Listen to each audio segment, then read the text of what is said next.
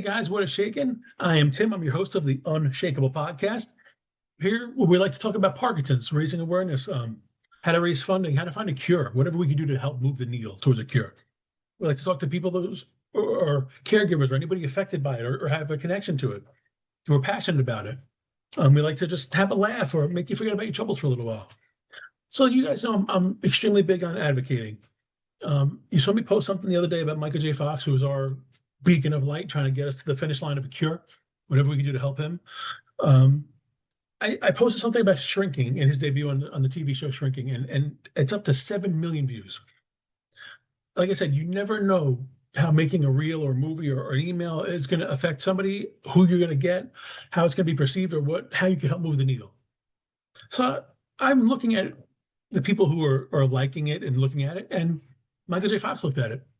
Um, this man looked at it and made a beautiful comment that warmed my heart. And I reached out for him because I knew exactly who he was. He played, listen, if we can't get to talk to Michael J. Fox yet, which I'm going to do one day, trust me, the best thing we could have is his dad, or at least his dad that played his dad in 2 of the 3 Back to the Future movies, played the role of George McFly. This man also has an amazing career as far as the acting that he has done. He has worked with some legendary actors. I mean, he was in Pale Rider with Clint Eastwood, Twilight Zone with John Lithgow, Michael Keaton, Johnny Dangerously. He was in Saved by the Bell for all you young onset people out there.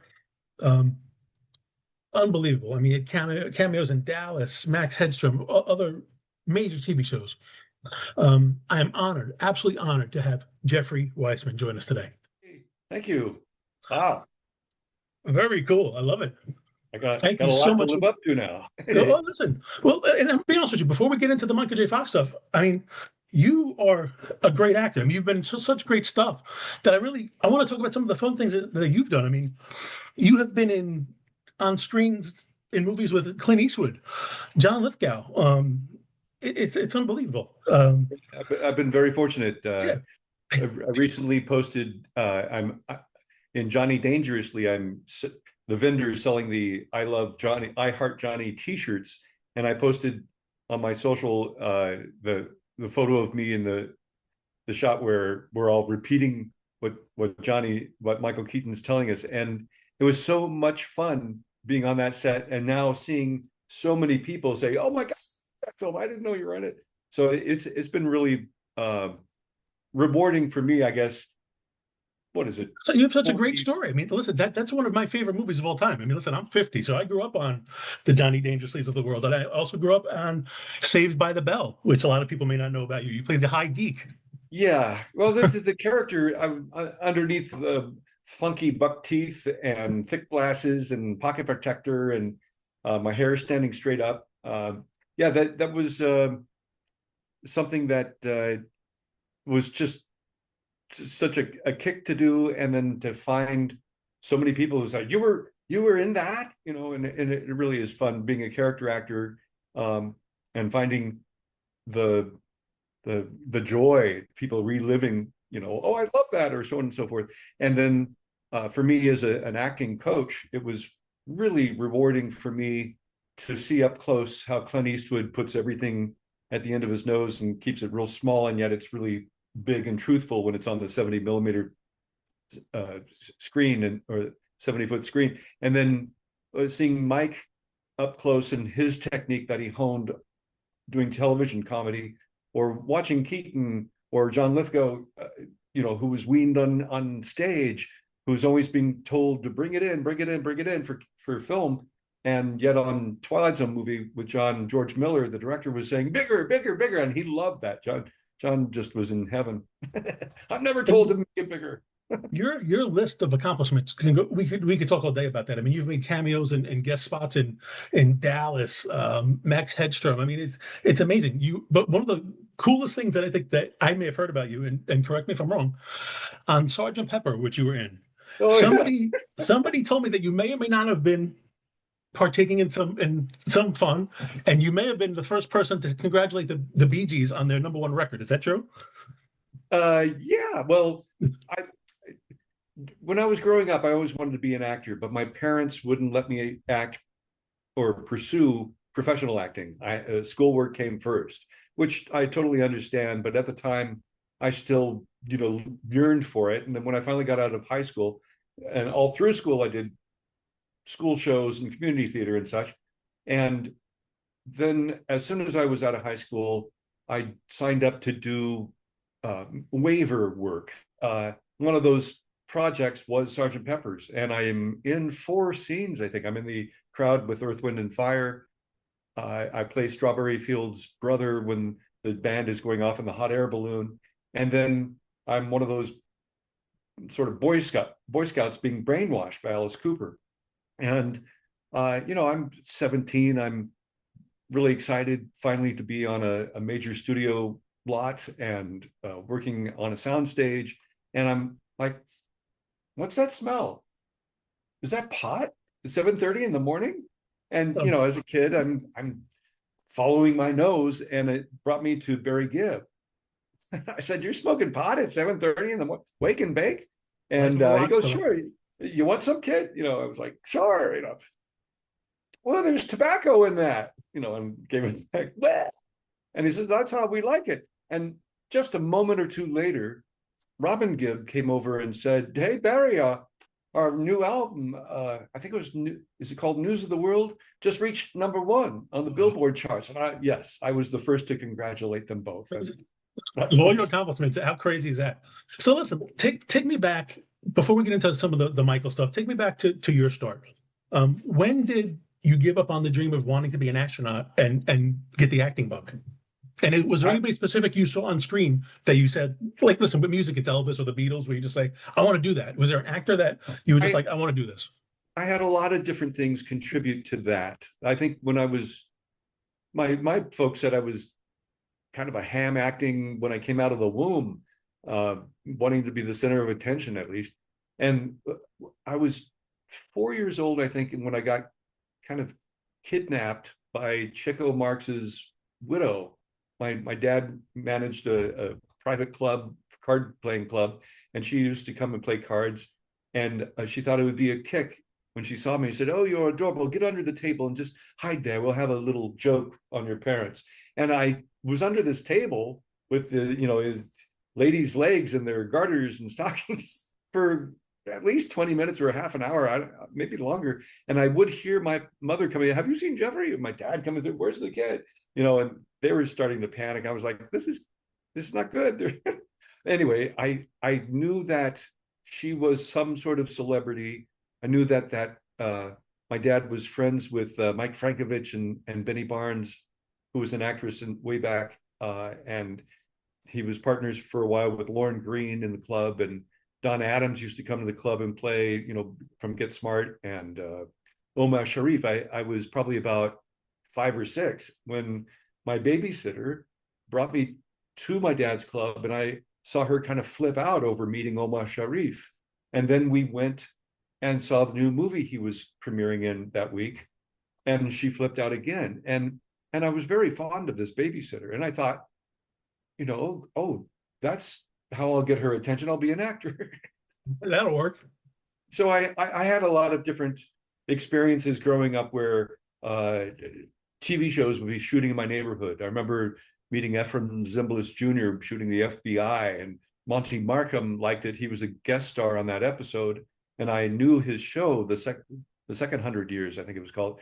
And he was tickled that I knew that show. And I had just graduated, I want to say fifth or sixth grade? 4th? Anyway, I had my report card, and another character actor guesting on the show asked to see my report card. "So you want to be an actor?" I said, "Yes, I do." And I said, "Well, that you got an A in English, that's good, and a B in history, that's good. What's this D in math? Kid, you got to do better in math. How are you going to know if an agent's screwing you or not?" Unbelievable. Listen, that's smart thinking even back then. I mean, and you also, unless I heard this wrong, little run-in with Mel Brooks and Marty Feldman, like walking home one day from school. Does that sound right? Oh, you did your research. I tried. Yes, Blazing Saddles had come out, so it was 73, I guess, and just hilarious, lovely, even though it was scatological and kooky silliness. I adored. I'd seen the producers. I knew of Mel Brooks, and I'd heard he was shooting his next project in my neighborhood. And instead of taking the bus home, I walked through the Santa Monica Promenade, and about the second or third block, I started seeing ladies and gentlemen moving about in Victorian evening wear. Oh, it must be around here. You're close. And there was a gentleman whose mustache was flapping. Roy Wallach was his name. I said, "Sir, your mustache is flapping." And he looked down at me and said, "Really? Oh, thank you. Oh, thank you very much. Who are you?" I said, "I'm an actor too." "Oh, really? What have you been in?" And so I said, "Merchant of Venice, Dark of the Moon, Blithe Spirit," all the shows I'd done, and I had done in junior high and high school up to that point. "Really? Would you like to meet Mel?" I said, "Yes."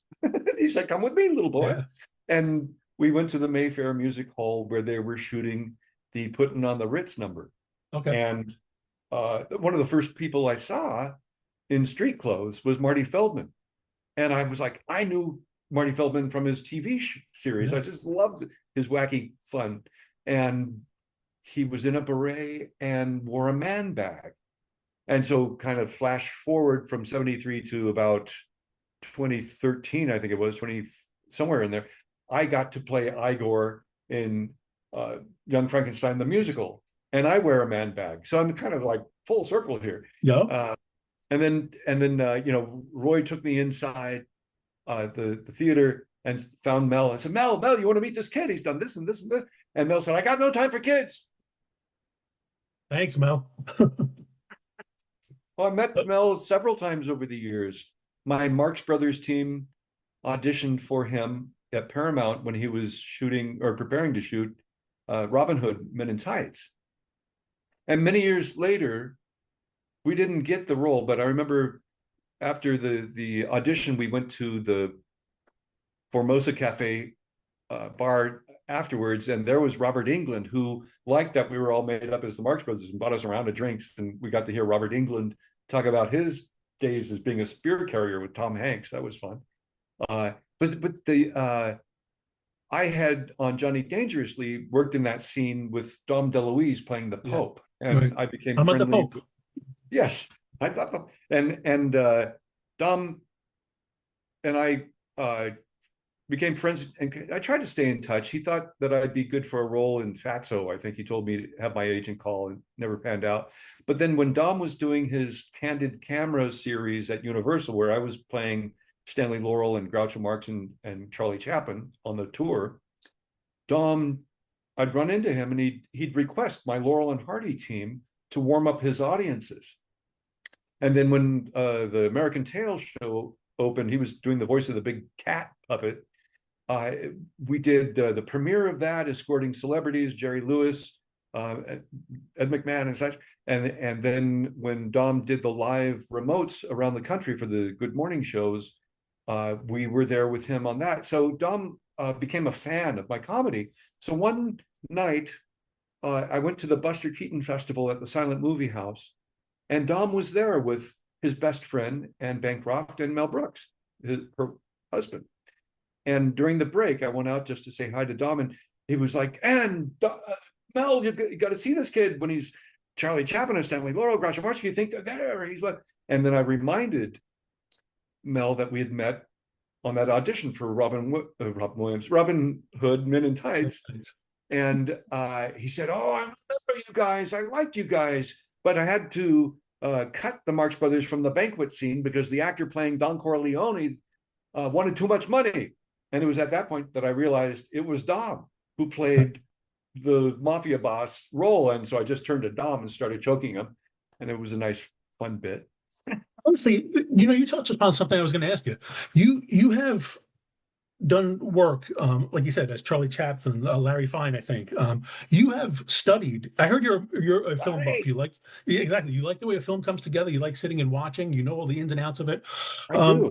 But you have studied some of the great, well, I'll say, improv actors and comedians of all time. I mean, I find that a little bit in you. I mean, how has that served you in movies?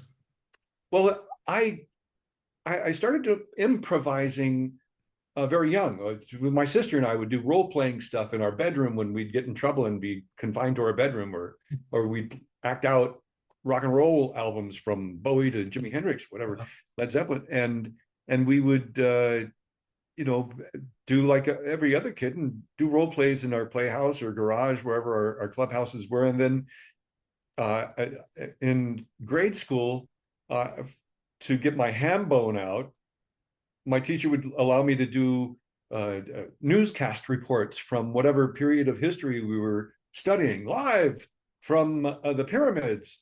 We're reporting on King Tut, whatever. Yeah. So I would do it in school, and then when I ran away with the circus, it was the Renaissance Fair, and I would create characters, do history stuff, or base characters from history, and then fill in the points that I didn't know about their history, and use those characters in the streets and improvise for 8 to 10 hours. Wow. And then out of college, I had a lot of friends who were in improvisation groups or stand-up groups. And then moving back to Los Angeles after I screen tested for the lead in War Games, I started working out with a lot of great talent from Second City and Groundlings, and really honed a lot of really great tools for improv, and then helped form I had an improv group called the Flying Penguins, and we became the varsity players for Los Angeles theater sports. And theater sports basically was taken by the producers of Whose Line Is It Anyway?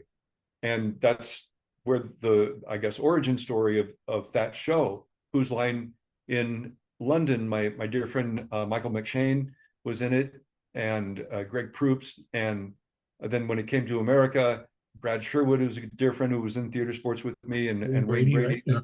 Yeah, we all, kind of cut our teeth together. And I've had many different groups that I've been either artistic director of or a member of, that once you get the bug, you really can't stop. Yeah. And I love that a lot of the folk that I used to do improv with, like Sherry Bilsing, became a producer and writer on Friends and Joey and other shows, and Ellen Idelson created Boy Meets World, and the names of Wayne and Brad, and then a lot of them, Amanda and Sherry, that went on to be Amanda Plummer, became writers, because in improv you need to hone your narrative ear and also be ready for whatever is being offered, and then build on that. And it's a great tool for script writing, especially television comedy writing. Now, as far as cutting your teeth, how is it that your first time that you had to cry on cue was in a Clint Eastwood movie? And how did that work out? Oh gosh. Tell us about Clint Eastwood. I think I cried on cue before that in either shorts or grad student films. But yeah, I knew that when my agent called and said that Chris Penn had met Clint Eastwood at a party and said, I want to work with you, I want to do a Western. Or so. And Clint offered Chris the role of Eddie Conway in Pale Rider. And Chris kind of threw the script back and said, no, I want to play a bad guy. So he moved him over to LaHood Jr. Right. In Pale Rider, Richard Dysart's character's son. And then the actor who was cast as Teddy Conway, one of Spider's boys, was moved into Eddie. And so Teddy became available, and they were already I think they were in production or pre-production, just about to start shooting. So they really needed someone to come in there last minute. I've been in this situation where last minute I've stepped in, as we know, for Back to the Future 2. I knew I had to cry on cue, and I'd studied many different techniques to see what was going to work for me as an actor. So I had studied subjective personalization of the method, the Meisner fantasy charging, sense memory, all the different things that I could use in exercises to be able to have the emotions at the tip of my fingers when I need them. And on this audition in particular, knowing that I was going to be put on camera and sent to Clint by Fritz Mans, the producer, I didn't want to leave anything to chance. I had my fantasy charging, imagining, unfortunately, the death of my own father. Luckily, it came many, many years later. Or some sense memory work with the death of my first cat. And I also had a lock of my grandmother's hair in my pocket, who I adored. And she was one of the only ones in my family when I was young, said, darling, don't worry about what they want you to do. You do what your heart says. And if you want to be an actor, pursue it. And I was like, oh. And so I had a lock of her hair in my pocket. And as it turned out, I really didn't need any of that. The emotions were in the script. And I was doing Eddie's lines and such on the audition. And the tears came no problem. And Fritz, the producer, really liked it. And sure enough, Friday I was cast and on an airplane on Monday to go on location for 6 weeks to shoot a Western with Clint Eastwood. What's it like watching Clint Eastwood do his job? I mean, what is that like, watching the great Clint Eastwood? Just it was really lovely. He is a gentleman and a class act in that there were always setbacks. We were shooting on the top of a mountain, mostly in a national park in Idaho, outside of Ketchum, Sun Valley, and we were exposed to the elements. So almost through all that set, shooting on that set, we were dealing with wind chill of -10. And he did supply us with heat cannons that the actors never wanted to leave. And we had a blizzard that shut us down for 3 days. That scene where Spider does get shot and the boys come out to his dead body. I knew I had tears, but they were freezing in my eyes. No, it was, and if you look closely at that scene in particular, it took us 3 days just after being shut down for 3 days, and that cast went to town partying, being shut down. So it was like, sober up quick, here we go. The heaviest scene I'm in. And the first day, if you look, there's snow on the ground. There's Spider is in some snow flurries, but there's snow on the ground. And then doing the coverage, they go back to the deputies and LaHood, Stockburn, the great John Russell coming out with his men. They're in sunshine. And then when it cuts to brother and I, Eddie and Teddy, coming out of the Mercantile, if you look real quick, we're in a blizzard. Oh, wow. That was the second day. We had another blizzard. Then the third day, all the snow had melted. And so when you cut back to us getting to Daddy's dead body, they had to bring in the oil-based fake snow. And just to recreate that. Yeah. And, Clint learned from from Don Siegel, who learned from John Ford to shoot the rehearsals, because the actors won't be so tense generally, and you might get it and you'll save time and film stock back when there was film. And Chuck, who played Eddie, he went to where we had agreed I was going to go when we blocked it. And so if you look real quick, I shift my weight and go to dead Daddy's Spider's head. Poor Doug McGrath, I almost kicked him in the head. I saw his hair actually do that. My boot. And but I knew I had to keep it going, keep the emotions coming and everything, because I slipped on that oil-based snow. And as soon as we cut, Clint called cut, he said, let's move on, which means we weren't going to do a take. And I got into Clint's face. That was the only time I really kind of got into his face. I pushed his buttons a few times with inappropriate comments, I think, at the wrong time. But this is one where I said, Clint, Chuck didn't he hit my mark. I had to go to his mark. I almost kicked Doug in the head and blah, blah, blah. He goes, no, we're just going to cut from your face, which meant I had the close-up. And if you see the film, sure enough, I get the close-up looking up at Stockburn in tears, going, what the have you done? And that's why he's Clint Eastwood. Yeah. And I can't argue with the close-up. So I'm going to ask you this selfishly. It may not be, obviously, I don't think it was one of your bigger roles, but listen, Johnny Dangerously was one of my favorite movies. My mother hit me once, Johnny, once. Give me your best. What is during that whole filming? What was the best time you had? Tell me something that people might not know about the filming of Johnny Dangerously I or Michael Keaton. I only worked, I think, that one day, but I got there early, super early, because I was excited to be on that set. And I remember I had just gotten out of costume and makeup and was ready to work, and it was only, I think it was 7:30 in the morning. And walking towards me in her house coat with her newspaper and her coffee was Maureen Stapleton. And I was just, I knew the legend of her work on stage and other film and such. And my jaw, hit the ground. And without looking at me, she just kept walking, but said out of the side of her mouth, it's impolite to stare at an old lady first thing in the morning. I'm sorry. So I guess Mary Lou Henner wasn't there that day. Yeah, Mary Lou, and I didn't really, I saw her, but I didn't talk until actually many years later. I did a Postal Instant Press commercial, and I was under pretty heavy stress because I was challenged to get a bunch of dialogue into 15 seconds and then cut it down to 12 seconds. Oh, geez. I'm sorry, Mr. Santucci. I'm sorry, but the company logo came in upside down. It looks like a little squirrel, though. How's Mrs. Santucci? Anyway, and they had to have time for the voiceover, so I had to get it tighter and tighter. And the director happened to be dating Mary Lou Henner.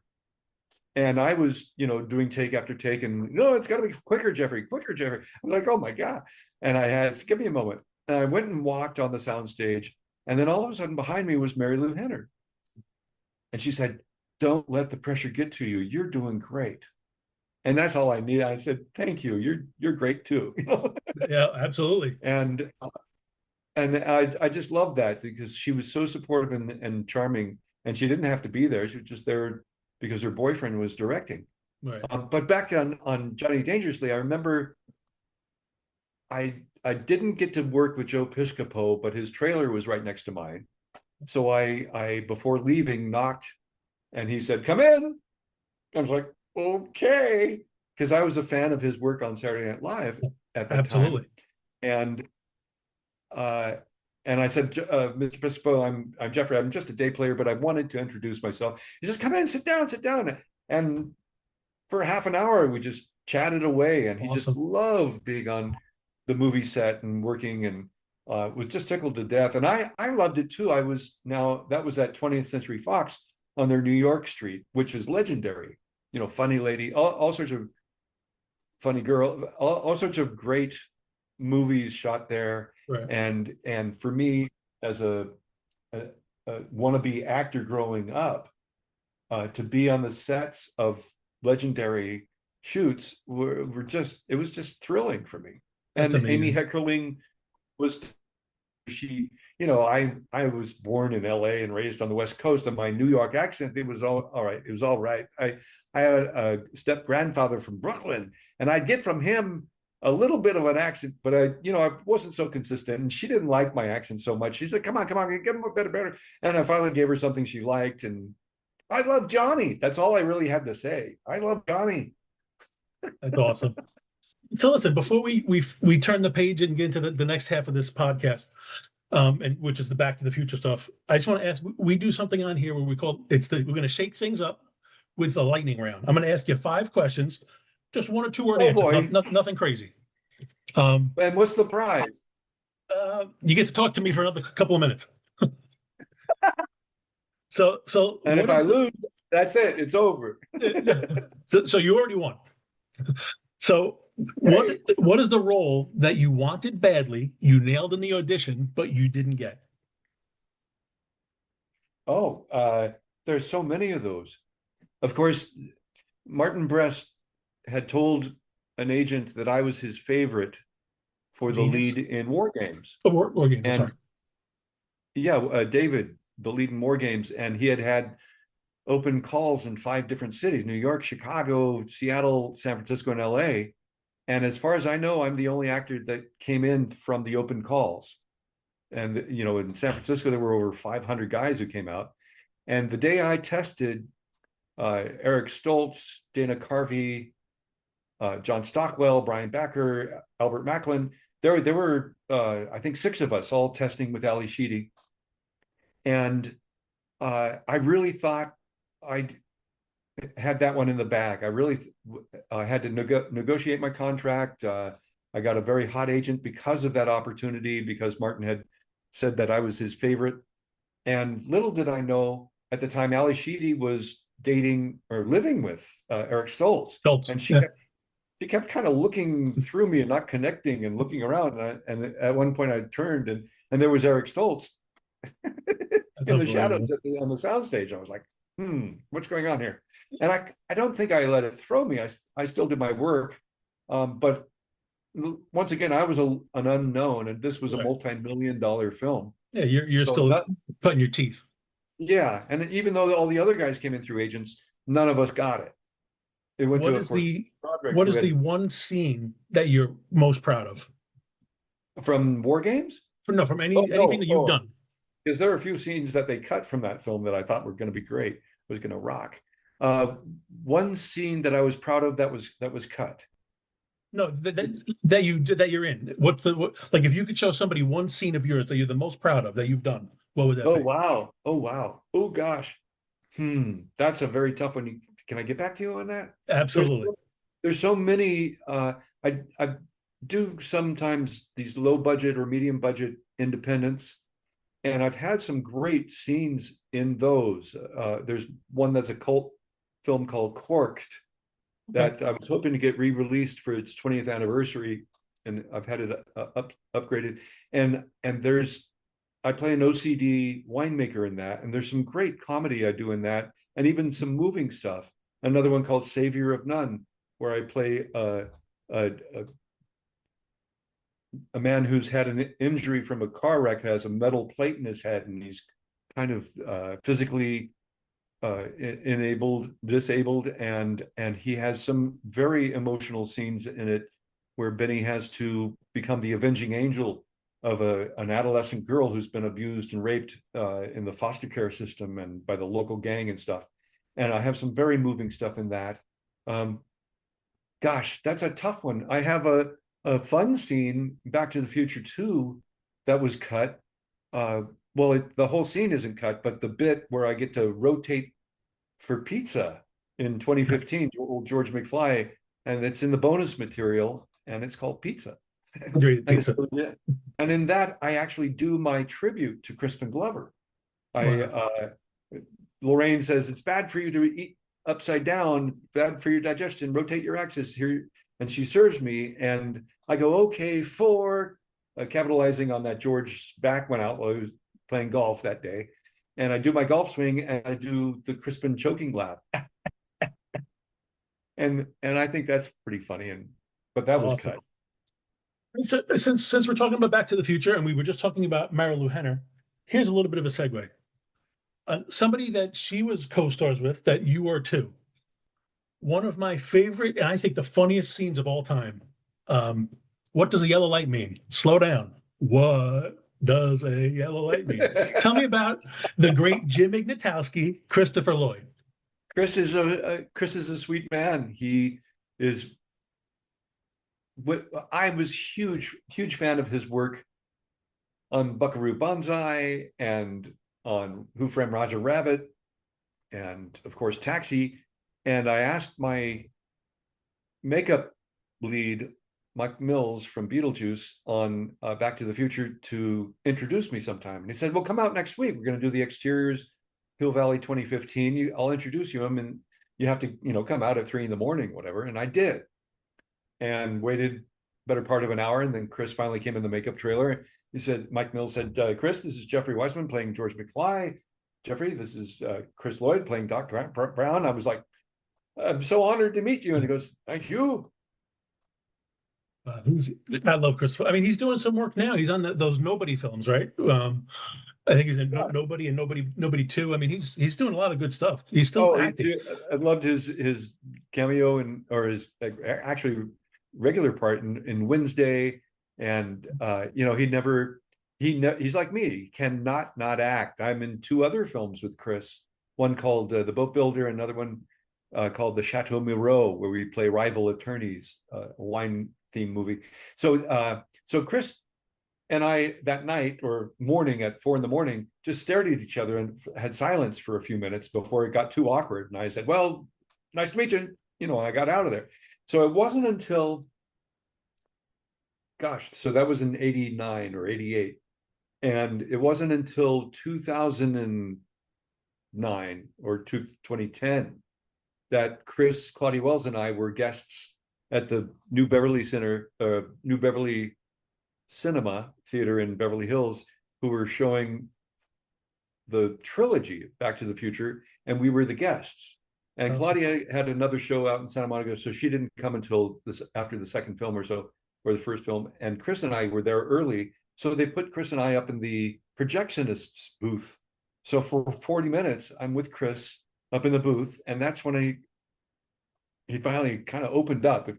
Chris doesn't know you, he's very quiet and reserved, and he opened up. We had a lot of nice chat, and that's where I learned he liked, at that time, to collect exotic plants.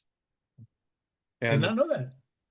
When he was coming to be feted in my neighborhood a number of years back, my wife, who's a plant nerd, said, "Don't leave until I get back." And she went to this place, California Carnivores, and came home with a red Venus flytrap called a B-52 bomber.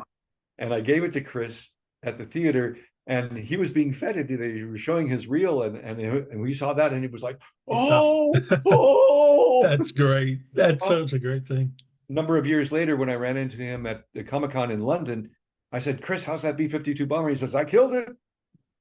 I'm never home to water it." Oh, it's a shame. So now, how does I send him pictures of my carnivorous plants? I somewhat know the story, but I want you to tell everybody, how does Back to the Future happen? I mean, you started, I want to say, as like a body double, or a stand-in? The call I got from a lookalike agent I had, who helped me get the Stanley Laurel gig I was doing at Universal, called me up and asked if I knew who Crispin was. And I was like, yeah, we did a film together in 83 before he got George McFly. And we exchanged phone numbers. I tried to stay in touch because he was a fascinating actor. And he said, "Are you the same height, same weight? There's a project looking for a photo double for him." And I was like, "The Back to the Future sequels?" And he said, "I can't say. I'm not at liberty." And I said, "Get me in there. I need the work." My ex-wife was having our second child, and I needed to qualify for my medical. Yeah.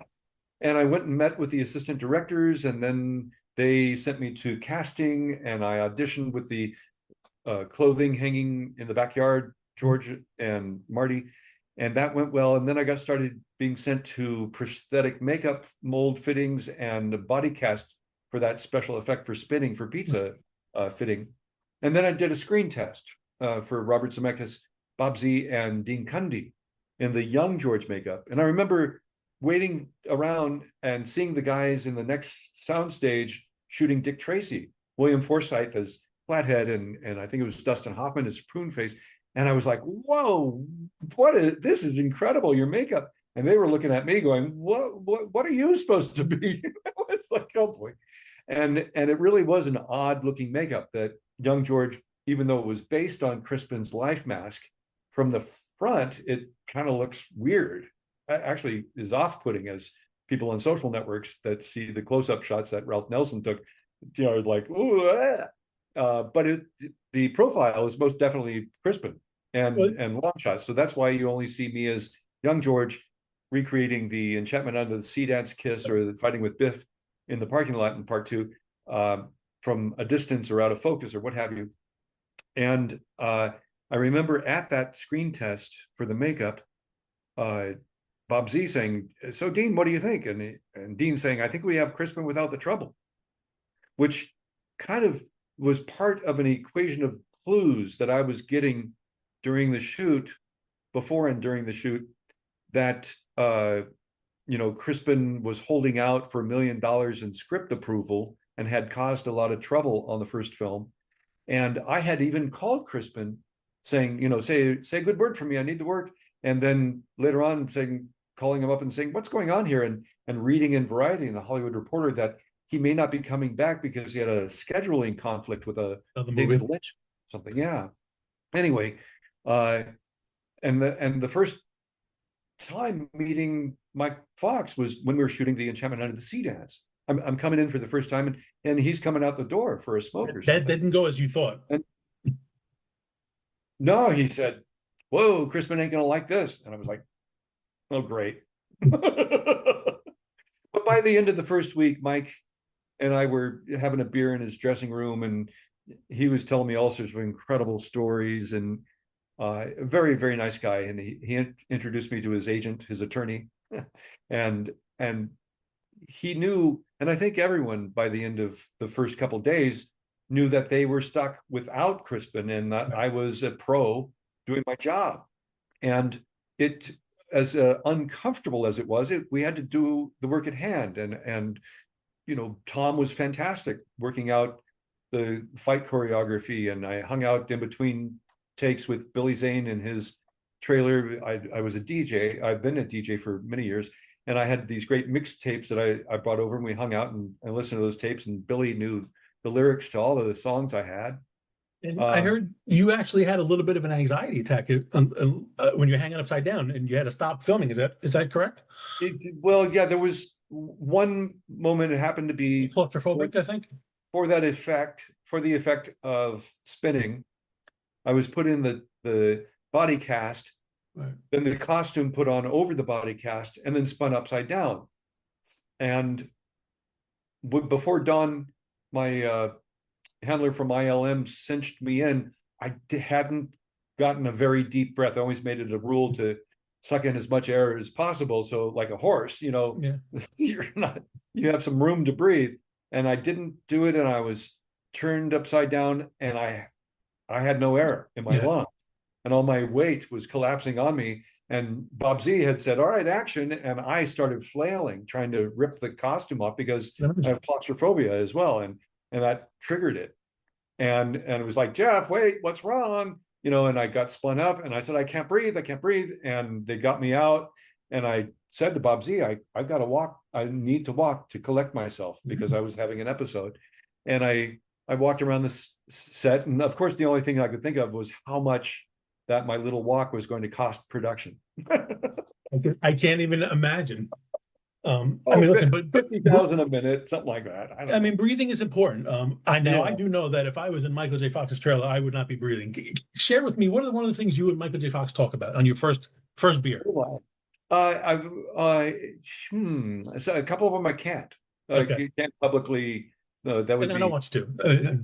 But I remember Mike putting on a video. He had his representative real estate agent, whatever, shooting a farm up in New England, and he was like narrating it. You could hear from the video. Here are the rare long-haired cows, and here's the barn from the 1700s, and here's this and that. And I said, what are we watching, Mike? And he said, well, my guy up there is thinking that this might be a good investment, might be a home for my family. And I said, well, have you gone up there to see it? And he goes, yeah.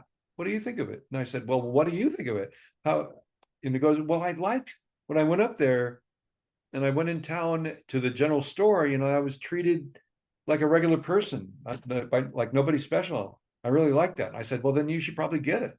Oh, is there anything specific about his acting that was like, wow, this guy's got it? Like, anything that just stood out as far as Michael J. Fox's acting, watching him?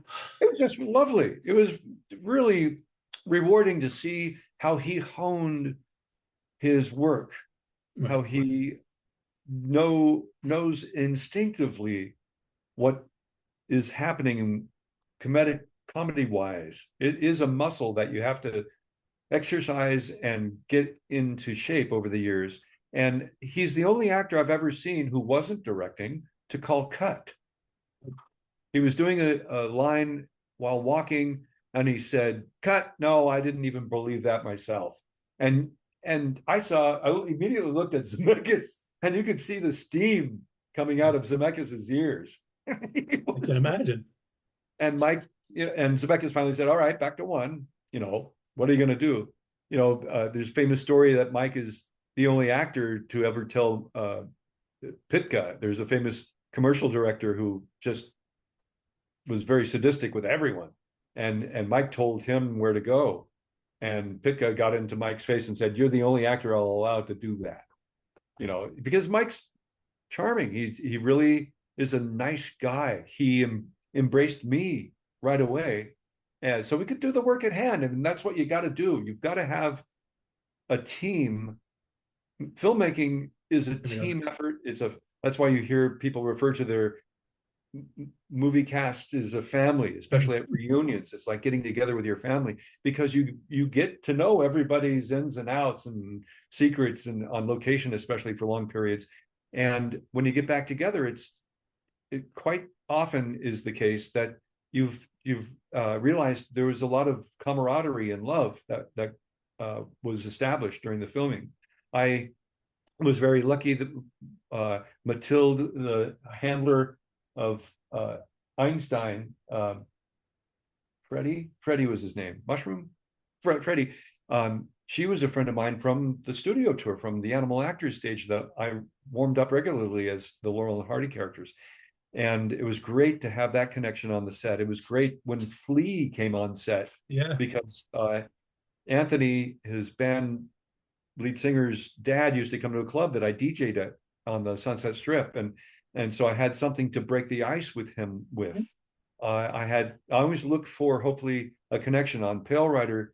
Carrie Snodgrass's and I had a mutual friend, my friend Buddha John Parker, who was a trompe l'oeil artist, and Cynthia McAdams, a feminist photographer.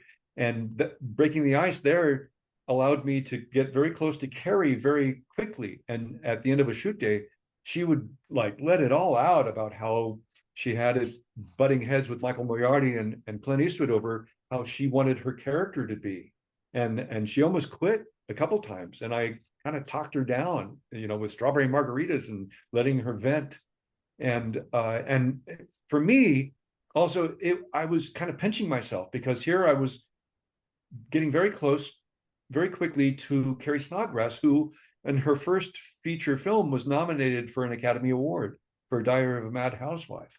It just, having breakfast with John Russell, who's a legendary actor, was really thrilling with that booming voice of his, or hanging out with Fran Ryan and hearing her stories, or Richard Dysart, I got friendly with Richard Keel, and I invited him just a few weeks before he passed, unfortunately, to be a part of a Pale Rider reunion that I got at a film festival.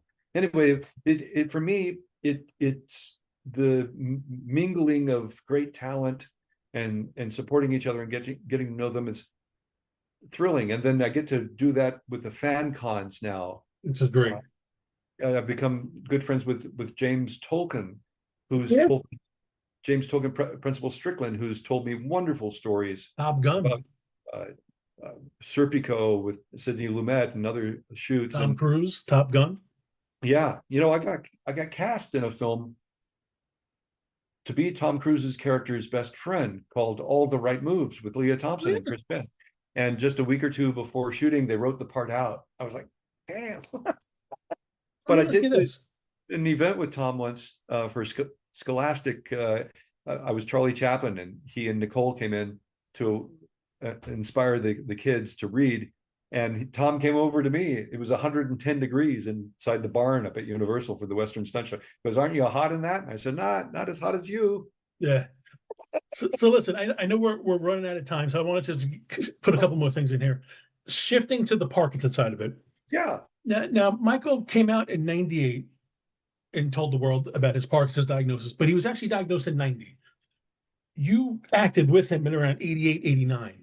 So my question to you is, when looking back on it now, do you look at it and say, you know what, maybe he had a tremor here? Like, was there anything noticeable then that looking back on it now, you could say, oh, you know what? Yeah, there was a little something there. Well, the behaviors I saw with Mike, generally, especially when we were in public, was his gun shyness. Okay. I remember there was a loud noise. We were at the Studio Grill, I think, doing some press thing or something at Studio City across from Universal, and there was a loud noise, and he went like that. I remember he had a stalker in his bedroom at night or something. he had that kind of paranoia going on, and my thought was, because while we were shooting it, if you see those scenes from 2015, because of the makeups, the old age makeups, and the costume changes, he's playing three different characters. They're Marlene, Marty Jr., and Marty Sr. We had, I remember in 1 week, over the 2 week period we shot the 2015 interior, I had a 19-hour, a 21-hour, and a 26-hour long day.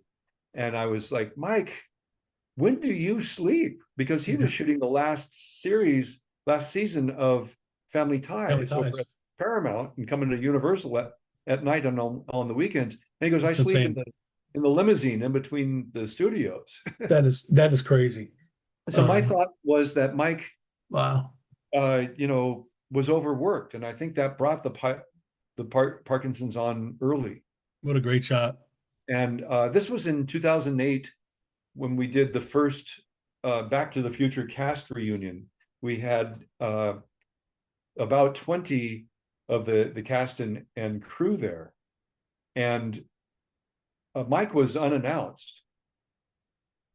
And he showed up because he was doing his first, what do you call it, book tour. And he showed up on the Sunday unannounced, and he got mobbed by the crowd. Sure. This, one of those long days where he's playing three characters. I want to share with you the shot from that show in 2008 of who was there, of the reunion show. That Hollywood show. We had, even though there were 24 of cast and crew, you can see there's Francis Lee McCain and Mark McClure, Dave McClure, and Claudia, Jennifer, and Chris and Mike. And when Mike arrived, we had been brought, that group that you see in that shot, a few minutes alone with Mike just to get reacquainted, since none of us had basically seen him since 89 or 88 or 90 at the premiere and of part 3.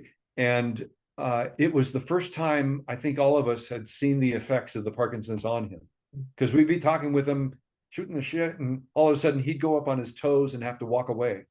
And we looked at each other like, oh my God, boy, he's in pain. Knowing Michael J. Fox that long amount of time, what does it mean to you to see him doing what he's doing now? I mean, he's basically turning a personal disease into advocacy like we have never seen before. And I'm blessed to have somebody like that on my team, or to be on his team.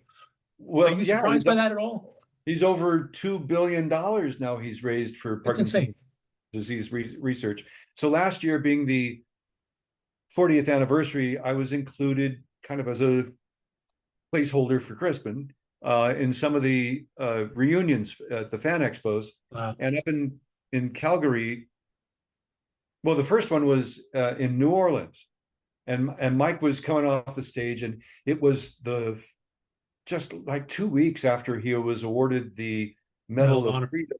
Medal of Freedom, that's right. Yeah, and even though we were separated, Chris and Mike and Tom and Leah, whatever, have their own panel, and the rest of us get our own panel. That segregation's got to end. But anyway, I had to go congratulate Mike. So I waited in the wings for him to be coming wheeled out in his wheelchair. And he's got a group of people surrounding him. So I was like impenetrable. I finally went, hey, Mike, congratulations on the Medal of Freedom. And he cleared the people out of the way and grabbed me. That's awesome. And he said, I feel like a kid again. I want to go out and the parking lot and dance naked and drink a beer.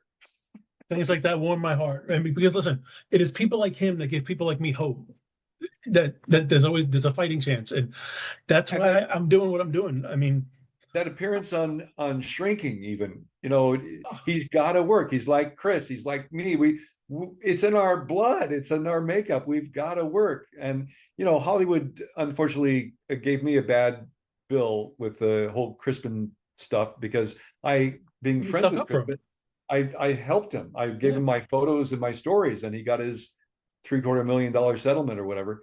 And when that came out, when the studio found out about that, I found proof of blacklisting, and then LA traffic became too much for me too. So as much as I tried to keep the wheels turning down there, I had to leave.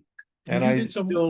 still work in indies and mostly charity projects and such. Well, I was going to say, as far as charity goes, I want people to know that you actually are a big supporter of the Fox Foundation, Team Fox, and Yeah, you do some work for him, and you put a cruise together, right? Weren't you part of a cruise? I did in 2015, the 25th anniversary. My wife and I, my darling and I, produced the Back to the Future cruise to end Parkinson's. Wow. And yeah, where we're going, we didn't need roads. We needed a boat. So I got Yeah. Dean Cundy and Mark McClure, done full of Harry Waters Jr. And you can see in the picture Kevin Pike, effects man, and Andrew Probert, part of the design team.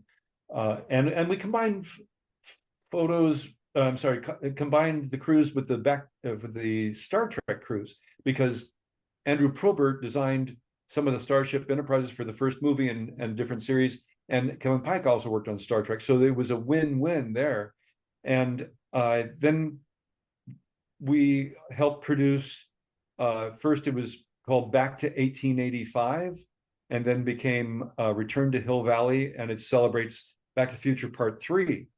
And that's a fundraiser for the Parkinson's Research Foundation, and wonderful.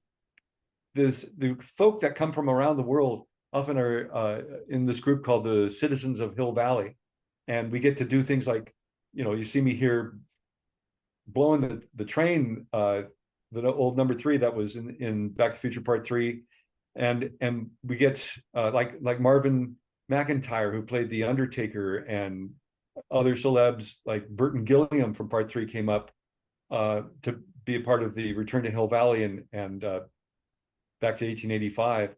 This is a shot from a poker tournament for Parkinson's. That you see Ricky Dean Logan and J.J. Cohen, Gary Morgan, who was part of the hoverboard stunt team. Yeah. So I try to do as many fundraisers in just over a week, just under 2 weeks. I'm headed to Central Florida to help raise money for the Dignity Bus that a ministry called The Source out of Vero Beach is doing. And they take these buses and put in beds and showers and take them to homeless urban centers that are stressing. That's amazing. Since I was a kid, I've tried to help, with the Heart Association or the Jeffrey Foundation or the Mother's Touch, Brain Tumor Society. Whenever I can, I try to do fundraising, or at least, whenever I can, if it's a Team Fox thing. I'm part of Team Fox Argentina, Team Fox in France and Japan. I have a wonderful story from the pandemic where the Japanese Team Fox group did a Zoom, and in the 24 squares of these Japanese Back to the Future fans, every single square, the Japanese fan is dressed in a different Back to the Future cosplay. That's wild. Well, listen, I have taken up enough of your time, sir. I want to thank you for a lot of things. I want to thank you, obviously, for joining us. I want to thank you for all the amazing work that you do on screen and obviously off. I want to thank you for following me and making a beautiful comment on my post regarding Michael. And that's how I saw your name. I knew exactly who you are, and for taking the time to spend with me here. Well, it really is all about Mike. He has persevered and kept his sense of humor and his feistiness, and his beautiful family support him, and people like you who are doing what you do. It is all part of the equation. I keep saying, that money's got to keep flowing to the Scripps Institute and to the Buck Institute and all these wonderful places doing the research that have found markers and are getting towards a cure, and it's a mutual blessing both ways. I'm very happy you asked me to come on, Tim. I am so honored. I want to let our fans know that they can certainly find you anywhere online at Jeffrey J. Weisman or jeffreyweisman.com. Yeah, on Instagram it's at Jeffrey J. Weisman. On X it's at Jeff1F Weisman. JeffreyWeisman.com. I have a shop if you need an autographed merchandise or a picture. And I'm the prototype for my action. Down. That's awesome. Jeffrey, thank you so much. This meant the world to me. Thank you for giving us a little insight into the goat of our disease, Michael J. Fox. Listen, until next time, remember Parkinson's may not, I'm sorry, until next time, remember Parkinson's may shake you, but it doesn't mean that you are shaken. It does not define you. So stay unshakable. Nice. I'll see you hopefully in the future. Thank you so much, Jeffrey. It's been an honor.